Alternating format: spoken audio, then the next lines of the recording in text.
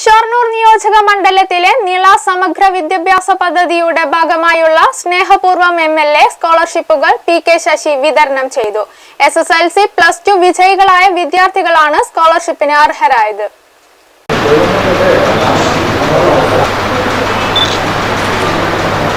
കഴിഞ്ഞ 3 വർഷമായി വിപുലമായ രീതിയിൽ നടത്തി വന്നിരുന്ന പരിപാടി കോവിഡ് പശ്ചാത്തലത്തിൽ പരിമിതപ്പെടുത്തുകയായിരുന്നു. കോവിഡ് പ്രോട്ടോകോൾ പാലിച്ചാണ് ചെർപ്പുളശ്ശേരിയിൽ പരിപാടി നടത്തിയത്. നമുക്ക് ഇടക്കാലത്ത് സ്നേഹപൂർവ്വം MLAയുടെ ഭാഗമായിട്ടുള്ള ഒരു വർഷം ഈ പദ്ധതി മുടങ്ങിപ്പോയി. അത് വീണ്ടും നമ്മൾ ആരംഭിക്കും.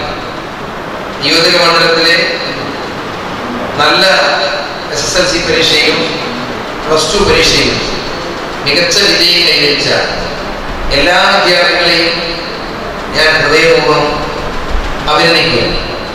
കൂടുതൽ ഉയരങ്ങളിലെത്താനുള്ള നിങ്ങളുടെ എല്ലാ പരിശ്രമങ്ങൾക്ക് ഫലമുണ്ടാകട്ടെ എന്ന് ഞാൻ ആശംസിക്കുന്നു. സ്നേഹപൂർവ്വം MLAയുടെ പരിപാടികൾ പല സ്ഥലങ്ങളിലായി നടന്നിട്ടുണ്ട് ഈ മണ്ഡലത്തിൽ. അവിടെയൊക്കെ ഈ മണ്ഡലത്തിലെ മുഴുവൻ A+കാർ ഒത്തുകൂടാറുണ്ട്. A+കാർ ഒത്തുകൂടും സ്വാഭാവികമായും അവരുടെ രക്ഷിതാക്കൾ എത്തുന്നത്, അവരെ പഠിപ്പിച്ച അധ്യാപകർ എത്തുന്നത്, അവർക്ക് എല്ലാവർക്കും പ്രോത്സാഹനവും കൊടുക്കാൻ ജനപ്രതിനിധികളായ ആളുകളെത്തുന്നത്.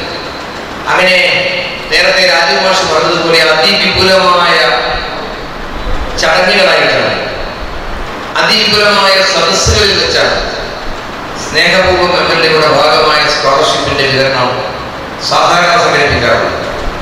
പക്ഷേ അസാധാരണമായ ഒരു സാഹചര്യത്തെ നമ്മളിപ്പോ നേരിട്ടുകൊണ്ടിരിക്കും.